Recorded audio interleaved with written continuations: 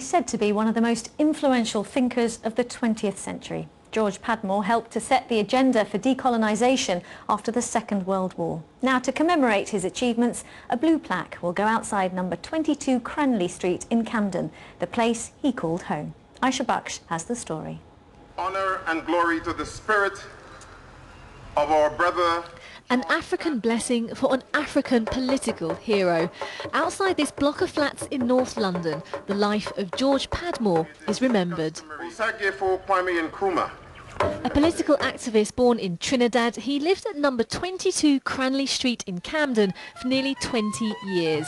There, he and other key figures helped bring about independence for African countries who were then under colonial rule. Well, it was a hive of activities where the political arena was taking place. There was CLR James, there's Nkrumah, where they came great buddies, and therefore when he went to Ghana, he was Nkrumah's right-hand man. After working on his ideas for African freedom in London, George Padmore went to Ghana in 1957 when it was granted independence from Britain.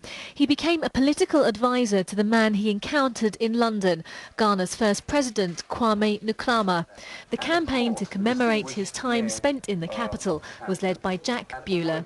George Padmore is a political giant. He's an intellectual monster. He sat in that flat and helped to decode and plot the unravelling of British colonialism in West Africa and the Caribbean. So he's a hugely important and significant figure. Despite living in the capital of the British Empire, George Padmore was free to be a leading player in an anti-colonial and essentially anti-British movement. Former Cabinet Minister Paul Boateng saw this at first hand.